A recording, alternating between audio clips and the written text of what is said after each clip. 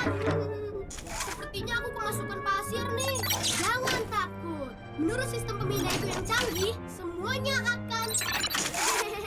Kronometerku bilang, kita berada di kota Hebron kuno untuk menjawab pertanyaan-pertanyaan menarik tentang Abraham dan ujian luar biasa yang dialaminya. Sampai aku kumpulkan robot-robot kecil ini, coba kalian kumpulkan petunjuk dari kisah sebelum kita ya. Ada serangan! Halo, aku Joy. Terima kasih karena sudah ikut dengan Chris, Gizmo, dan aku mengunjungi Abraham dan Ishak. Abraham berasal dari suatu tempat yang bernama Ur Kasdim. Loh batu ini disebut Kitab Ur-Nammu dan merupakan kitab hukum tertulis yang paling tua. Batu ini berasal dari Sumer di daerah Ur dan dibuat pada zaman Abraham. Keluarga Abraham sedang tinggal di Haran ketika Tuhan memanggil Abraham untuk pergi ke tanah Kanaan. Ini adalah dolmen, merupakan batu nisan yang terdapat di Golan Kanaan. Nisan ini menunjuk pada tahun yang sama saat Abraham memasuki Kanaan. Dalam perjalanan ke Kanaan, Abraham berhenti di Syichem. Disinilah Tuhan memberi janji kepada Abraham. Abraham, coba lihat ke langit, hitunglah bintang-bintang jika engkau dapat menghitungnya. Demikianlah banyaknya nanti keturunanmu. Dari Syichem, Abraham pindah ke Beersheba. Di tempat inilah Tuhan meminta Abraham untuk mengorbankan anaknya, Ishak. Menurut geosensorku, kita sekarang berada di perbukitan di luar kota Hebron kuno. Ini adalah sumur kuno di dekat lokasi arkeologi di Beersheba. Abraham dan keluarganya tinggal di pegunungan Yudea selama musim panas, dan pada musim dingin mereka tinggal di gurun Negev. Negev bukan tempat yang baik untuk bertani, tetapi baik untuk menggembalakan domba. Terus, ayo kembali. Makan rumput lagi ya. Wah, banyak domba berkeliaran ya. Abraham dan keluarganya hidup semi-nomaden, yang artinya tidak tinggal di suatu tempat, tapi berpindah-pindah. Mereka tinggal di tenda-tenda yang mudah dipindahkan. Ini adalah area perkemahan di Negev pada zaman Abraham. Batu-batu ini digunakan untuk membangun pondasi tenda. Kalau mereka kembali lagi ke tempat itu, mereka hanya tinggal membangun tendanya. Hal tersulit dalam perjalanan Abraham bukanlah membawa tenda kemana-mana, tapi waktu harus membawa anaknya ke Gunung Moria untuk dikorbankan. Robot-robot kecil sudah mengumpulkan kambing, domba, dan kayu. Nah, apa saja yang sudah kamu kumpulkan? Pemindaiku berkata, masih banyak cerita tentang Abraham yang belum kita ketahui. Pada awal kisah ini, Abraham mempersembahkan korban bakaran kepada Tuhan. Korban bakaran tidak dibutuhkan lagi, karena A. Abraham taat kepada Tuhan. B. Satu persembahan sudah cukup. C. Tuhan sudah mengampuni kita. Atau D. Yesus sudah menjadi korban bagi kita. Jawaban yang benar adalah D. Yesus sudah menjadi korban bagi kita.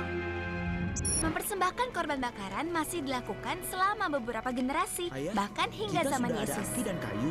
Di Alkitab, Yesus disebut sebagai anak domba Allah karena dia adalah korban dari Allah bagi kita. Tuhan meminta Abraham untuk mempersembahkan Ishak di Gunung Moria. Menurut Alkitab, Gunung Moria adalah lokasi Yerusalem di kemudian hari, tempat Yesus dikorbankan sekitar 2000 tahun kemudian. Waktu Abraham dan Ishak sampai di sana, Abraham membuat sebuah altar. Altar menggambarkan tempat pertemuan Allah dan manusia, pertemuan antara surga dan bumi. Abraham membuat altar setelah Tuhan mengadakan perjanjian dengannya. Malam ini kupersembahkan padamu korban bakaran, Tuhanku, Allahku.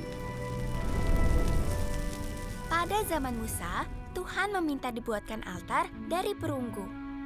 Nah, ini tiruan dari altar itu. Ini jauh lebih resmi daripada tumpukan batu yang dibuat Abraham untuk menjadi altar. Korban bakaran atau hewan kurban dibuat sebagai tebusan untuk pengampunan dosa. Banyak budaya lain yang juga mempersembahkan hewan kurban. Bagi Abraham, hal ini bukanlah ritual gaib untuk mendapatkan sesuatu yang dia inginkan.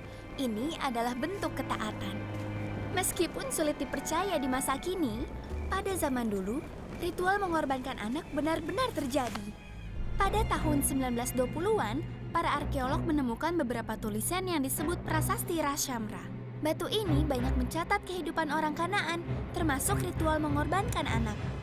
Waktu Tuhan menyuruh Abraham mengorbankan anaknya, Abraham sadar bahwa beberapa budaya lain juga melakukan hal yang sama. Tapi, Tuhan membuat Abraham jadi contoh untuk menyampaikan cara hidup yang baru. Tuhan menyuruh Abraham berhenti sebelum dia mengorbankan Ishak. Abraham, Abraham, jangan bunuh anak itu. Dan jangan kau apa-apakan dia. Sebab telah ku ketahui sekarang, engkau takut akan Allah. Dan engkau tidak segan-segan untuk menyerahkan anakmu yang tunggal kepadaku. Di Alkitab, Tuhan jelas-jelas membenci ritual yang mengorbankan manusia. Setiap manusia berharga baginya, apalagi nyawa seorang anak.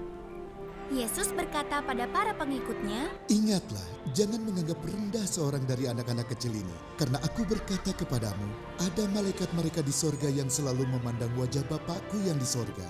mungkin itu merupakan ujian iman terbesar dalam hidupnya. Tapi Abraham belajar bahwa taat pada Tuhan adalah jalan hidup yang terbaik. Oleh keturunanmu lah semua bangsa di bumi akan mendapat berkat, karena engkau mendengarkan firman-Ku. Super ayat kita hari ini, Kejadian 22 ayat 12. Lalu ia berfirman, jangan bunuh anak itu, dan jangan kau apa-apakan dia. Sebab telah kutahui sekarang, bahwa engkau takut akan Allah, dan engkau tidak segan-segan untuk menyerahkan anakmu yang tunggal kepadaku.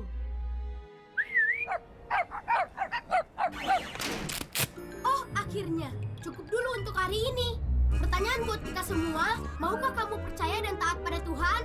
Bis mau pulang.